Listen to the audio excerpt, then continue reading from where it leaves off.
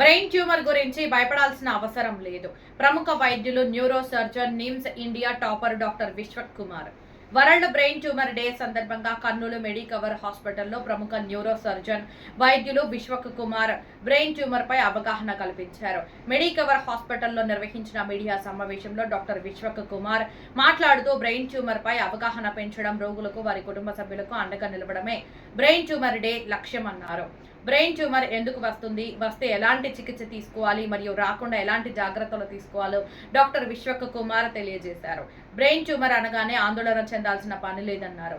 ప్రస్తుతం అత్యాధునిక చికిత్స అందుబాటులో ఉందని, ఆరోగ్యశ్రీ కింద ఆపరేషన్ చేయించుకోవచ్చన్నారు. ఎవరికైనా ఎప్పుడూ రాని విధంగా తలనొప్పి, వాంతులు, ఫిట్స్ లక్షణాలు కనబడితే వెంటనే డాక్టర్ను సంప్రదించాలని సూచించారు. బ్రెయిన్ ట్యూమర్ను త్వరగా గుర్తించి వైద్యం చేయించుకుంటే తక్కువ ఖర్చుతో మరియు ప్రాణాపాయం నుంచి తప్పించుకోవచ్చని డాక్టర్ విశ్వక్ కుమార్ తెలిపారు. మెడికవర్ హాస్పిటల్లో బ్రెయిన్ ట్యూమర్ కు అధునాతన చికిత్స అందిస్తున్నామన్నారు.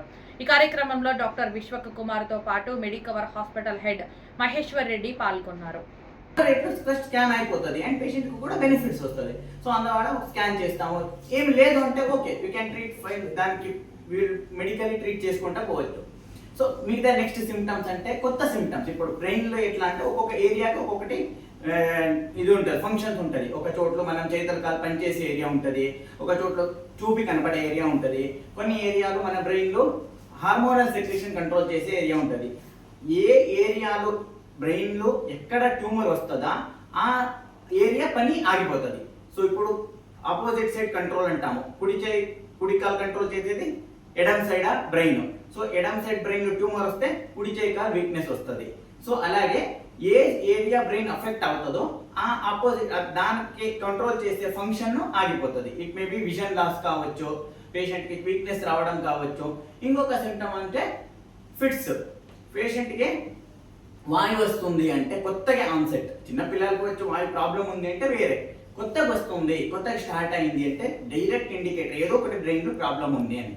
ప్రాబ్లం ఇంకోటి ఏమంటే బ్రెయిన్ ట్యూమర్ లో ఓవర్ ల్యాపింగ్ సిమ్టమ్స్ అంటాం. కొన్ని ట్యూమర్ జబ్బు ఉంటుంది బ్రెయిన్ లో, ఇన్ఫెక్షన్స్ ఉండొచ్చు, కానీ సమ్టైమ్స్ డీమైలినేషన్ అంటాం. బ్రెయిన్ లో ఉన్న న్యూరాన్స్ లో ఇన్సులేషన్ ఉంటుంది, దాని పోయినప్పుడు కొన్ని జబ్బు వస్తుంది.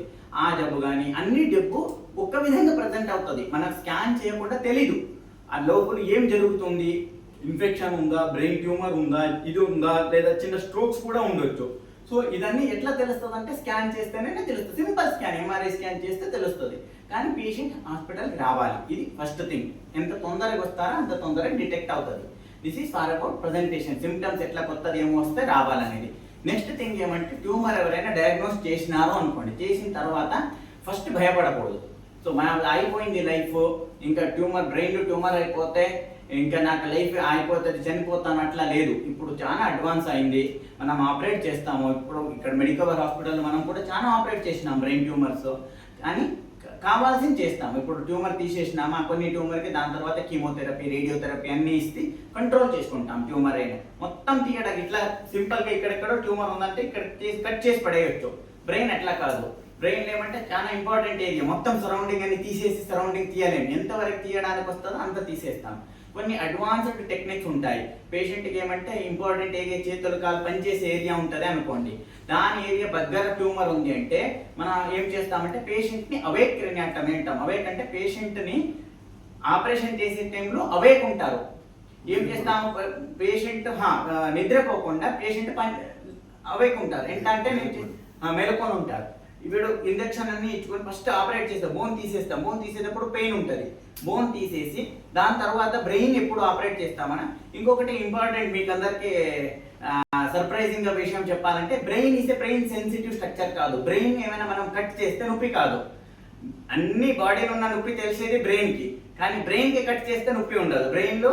అందుకోసం బ్రెయిన్ ఆపరేషన్ చేసేటప్పుడు మనకి పేషెంట్ అవేక్ ఉంటూ బ్రెయిన్ రిసెక్షన్ కట్ చేస్తుంటాము. ఎక్కడెక్కడ ట్యూమర్ ఉందా అది పేషెంట్ కి తెలియదు. పేషెంట్ ఎందుకు అవేక్ పెట్టుకుంటానంటే చేతులు కాలు పనిచేసే ఏరియా దగ్గర ట్యూమర్ తీస్తున్నాం అనుకోండి, వీక్నెస్ రాకుండా మూమెంట్ చేస్తుంటాడు. ఇలాంటిది అవేక్ క్రెనియాటమీ. ఇక్కడ చేతులు లేపుతుంటాడు, అప్పుడు ఆ ట్యూమర్ తీసుకుంటే పోతాము. సో ఇది అవేక్ క్రెనియాటమీ. ఇలాంటి అడ్వాన్స్డ్ మనం ఇక్కడ కర్నూలులో చేస్తున్నాం. మనం ఇప్పుడు ఇక్కడ వచ్చిన అవేక్ క్రెనియాటమీ. ఇంకొకటి ఉంటుంది న్యూరో మానిటరింగ్ అని. ఆపరేషన్ చేసే టైంలో బ్రెయిన్లోని ఎలక్ట్రోడ్స్ పెట్టేసి వాటి నుంచి సిగ్నల్ పంపించుకుంటా చూసుకుంటాము చేతులు కాలు పనిచేసే ఏరియాని. సో ఇదన్నీ టెక్నిక్స్ అడ్వాన్స్డ్ ఉంటే కానీ వీఆర్ డూయింగ్ హియర్ ఓన్లీ. అంటే ఇదన్నీ చేయాలి అంటే మీరు హైదరాబాద్ పోవాల్సింది అంటే ఏం లేదు, కర్నూలు కూడా మనం హాస్పిటల్ మెడికల్ వల్ల జరుగుతుంది ఇది. సరే advanced tumour related techniques. So next ఏమంటే ఇదన్నీ చేసిన తర్వాత ఇంప్రూవ్మెంట్ అనేది డిపెండ్ అవుతుంది. అన్ని రిసెక్షన్ ఒక లెవెల్ వరకు. సమ్ టైమ్స్ క్యాన్సర్ ఉన్నప్పుడు కీమో రేడియేషన్ అని కావాలి, అదన్నీ ఇచ్చిన తర్వాత కంట్రోల్కి వస్తుంది, దెన్ ఫాలో అప్లు ఉండాలి అలాగే.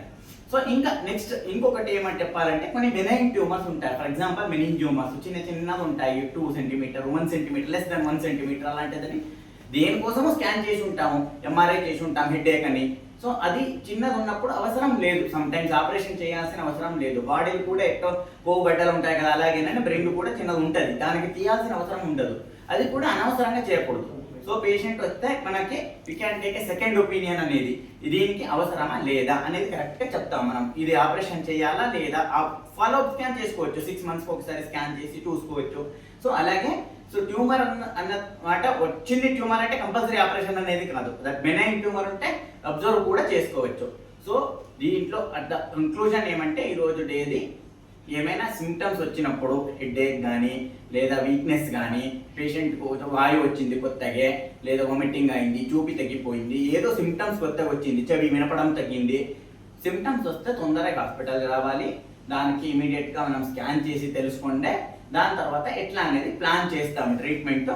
సమ్ టైమ్స్ క్యూరబుల్, అంటే అందరికీ క్యూర్ అవుతుంది అనేది కాదు. Sometimes gliomas are high grade gliomas ఉంటాయి, క్యాన్సర్స్ ఉంటాయి, దానికి కంట్రోల్ చేసుకోవచ్చు, ఎక్స్టెన్షన్ చేసుకోవచ్చు.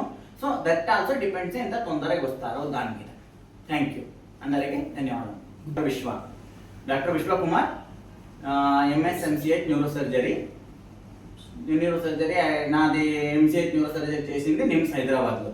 సో అక్కడ అనేది యాక్చువల్లీ బ్రెయిన్ ట్యూమర్కి ఇప్పుడు వరకే కరెక్ట్ రీజన్ అనేది లేదు.